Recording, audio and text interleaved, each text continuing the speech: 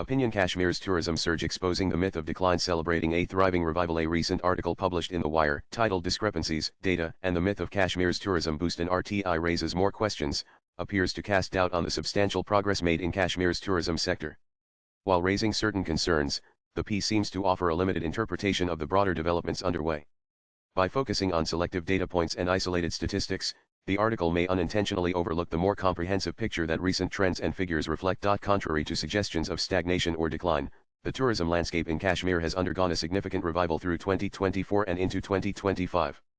As per official data released by the Jammu and Kashmir Tourism Department, over 23 million tourists visited the region in 2024 alone, one of the highest figures recorded in recent decades.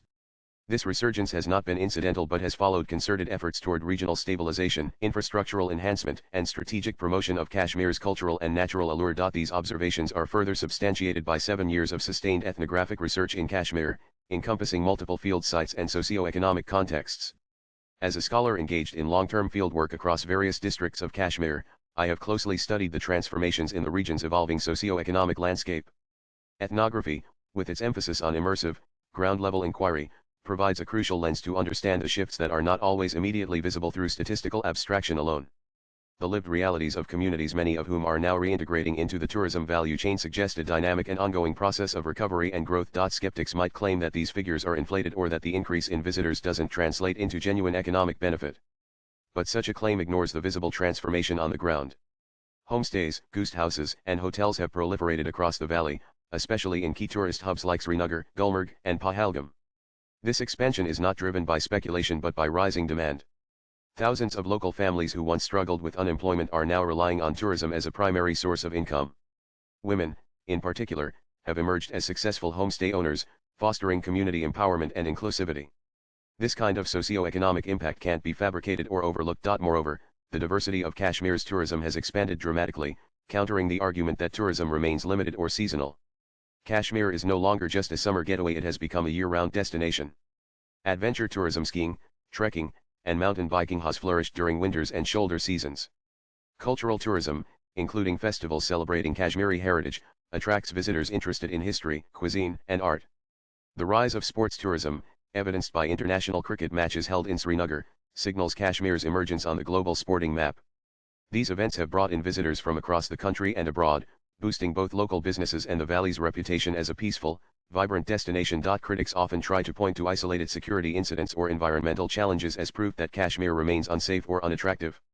While no place is without challenges, it is intellectually dishonest to generalize such incidents to an entire sector's performance. The tourism industry is resilient, and Kashmir has demonstrated this time and again.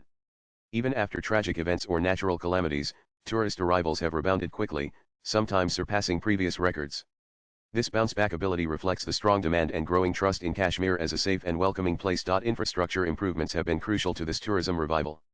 The article in question ignores the rapid modernization of airports, roads, and public facilities that have made travel smoother and safer.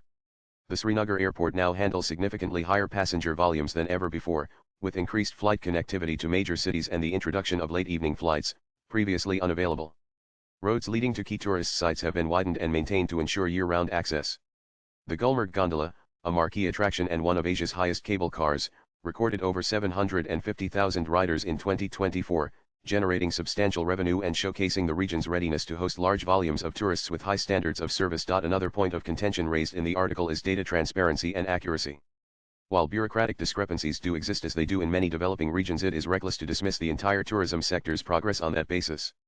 The government and tourism bodies have taken steps to improve data collection, monitoring, and reporting. Moreover, independent sources such as hoteliers, tour operators, and local NGOs corroborate the upward trend. Anecdotal evidence from local businesses shows record occupancy rates and increased spending patterns. These on-the-ground realities contradict the narrative that tourism growth is overstated or fabricated. The government's active role in promoting Kashmir as a tourism destination has also been pivotal. Strategic marketing campaigns, participation in national and international travel fairs, and hosting high-profile events have increased Kashmir's visibility. The G20 Tourism Working Group meeting held in Srinagar attracted global attention and signaled that the region is open for business. Such diplomatic and promotional efforts are not mere formalities, they shape investor confidence and tourist perceptions, creating a virtuous cycle of growth. Beyond numbers and infrastructure, tourism's true value lies in its socio-economic impact on local communities.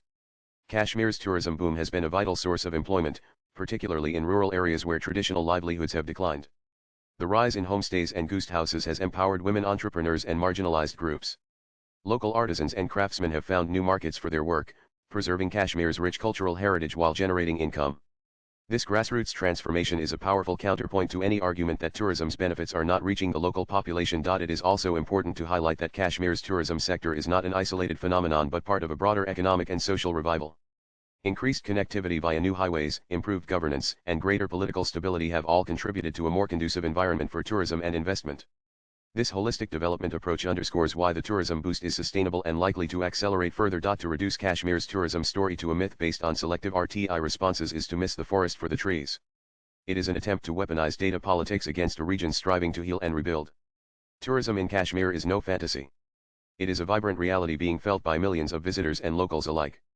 The valley's breathtaking landscapes, rich culture, and warm hospitality are once again drawing the world's attention, and they are backed by hard data, expanding infrastructure, and tangible socio-economic gains. Swipe left for next video. Nevertheless, the notion that Kashmir's tourism boost is exaggerated or non-existent is not just inaccurate, it is an affront to the progress made by countless individuals and communities. The surge in tourist arrivals, the diversification of tourism offerings, the expansion of infrastructure, and the socio-economic upliftment of local populations paint a clear and compelling picture of a thriving industry. Kashmir is on a remarkable upward trajectory, and attempts to downplay or deny this serve no purpose other than to distort reality and undermine hope. The truth is that Kashmir's tourism sector is not only recovering, it is booming, and that is a story that must be told with honesty and pride. Tamina Rizvi is a policy analyst and PhD scholar at Bennett University. Her areas of work include women, peace, and security South Asia, focusing on the intersection of gender, conflict, and religion, with a research emphasis on Kashmir, Pakistan, and Afghanistan. Views expressed in the above piece are personal and solely those of the author. They do not necessarily reflect News 18's views. Latest blogs.